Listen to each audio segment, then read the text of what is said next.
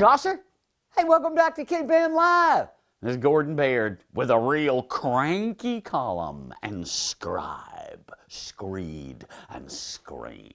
And the name of this is Don't Order Stuff You Can't Afford. Yeah. Is Fishtown local, this podcast, against new schools? No, we're not. But we'll say stuff that no one else in town will dare say out loud. And what we are alarmed with and allergic to is the process by which decisions are made in the city, almost always done in fourth gear and with not a whole lot of choice or diverse input. Some would say that the outcome has been predetermined. The final costs, the alternatives, the choice when it comes to schools? What's the game the New York sidewalk mountebanks play, where they manipulate shells or cards to trick passersby into playing along for money? Usually there's an accomplice from the audience who plays along and wins until you try, and of course, you lose. 3-card Monte. That's how citizens feel often about the process in Gloucester for big decisions. Often, our local newspaper plays along, inadvertently or not, assisting seeding of disinformation. 2 Saturdays ago, in the article about at-large candidates at Gloucester Stage Company in the election, the Times ran this paragraph that typifies what I'm talking about. Quote, Cellino said his early priorities, if returned to the council, would include helping to convince residents of the need to borrow money to fund Gloucester's share of a new combined East Gloucester Veterans Memorial Elementary School. The state would pick up most of the bill. However, since there were no quotation marks in the actual article, it was unclear whether Cellino was saying this or the paper was saying this. So here we go again with the misinformation. Is the state really picking up most of the tab? No. Are we going to vote for this without any bottom line price? As in, this school will cost X, all in, period. And where is that number? What is that number? How about any alternatives, like the price of a non-Dorr and Whittier school, without the extra bells and whistles? Of course not. When you have a done deal situation, information and choice is the last thing you'll get. Just like at Fuller School was when the fix was in 15 years ago, when they had a chance to save it. And as we remember, there was no choice on the public referendum for school as one of the choices. The powers that be then declared that the people didn't want a school there in the referendum. What a load of prearranged crap. They let the roof and the maintenance fail, and the rest is history that will cost the city tens of millions of dollars. Just like now, where there's no other alternative but this one. Fast forward, and the city commissions a facilities report to get some answers. Guess who did the facilities report? You guessed it, Dorr and Whittier. No conflict of interest there, right? Only the architects of the proposed new school to be.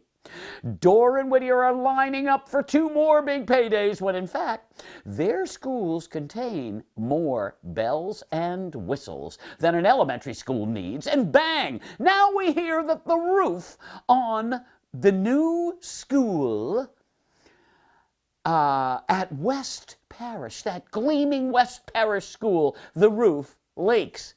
Can you make this stuff up? That's why they needed to replace the schools in the first place. Leaky roofs. And now the new school has a roof that's leaking. The point has been made that we could get a better school for less money by not going through the state MSBA, that's Massachusetts School Board Association, and having to shell out all this extra dough. And what is the true state reimbursement rate? Really, 35 to 40%. Like the Saturday quote before, the first school misinformed people that the state would be picking up most of the tab. That wasn't the case. The rush to get at the free money cost us more than we needed in a great school. What are the other schools doing? Does Dorr and Whittier build all the schools in the state? Are there any other options? Do they all only build $75 million elementary schools? Our neighborhood schools now are beloved in their familial, normal surroundings and buildings. Who says they need gleaming, overbuilt tributes to the architects and the leaders who whisked them through? The great school! It's in the teachers, in the students, in the school leaders, the kids. And over in Exeter, they have these $75 million buildings, but the students pay $50,000 a year.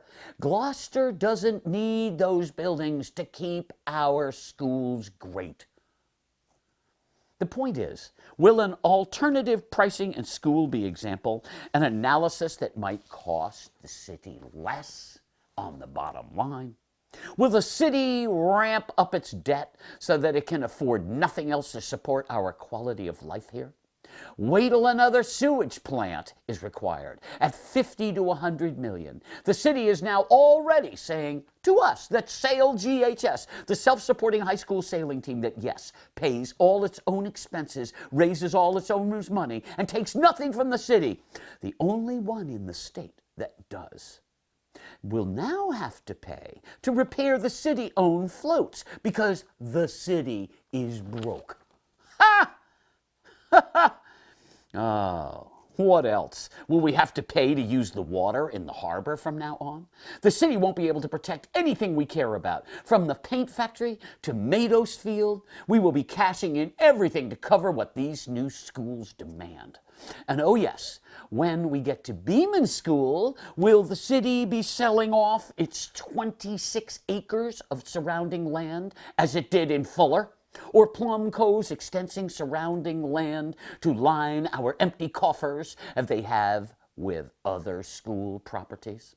Oh boy, yes, let's look forward to a future where austerity rules, where there's no cash in the budget to support our fabulous way of life here.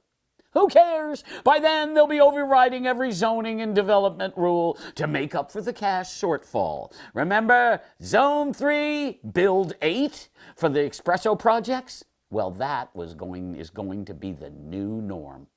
But at least we'll have every bell and whistle the 3 elementary schools don't need. And Dorr and Whittier will have 3 more notches in its gun belt. But of course, everybody is gripped by the terror of conformity to just go along and not step out of line. Think of all that free money. Hey, folks, there is nothing free about it. Watch out for your wallet and don't order stuff you can't afford.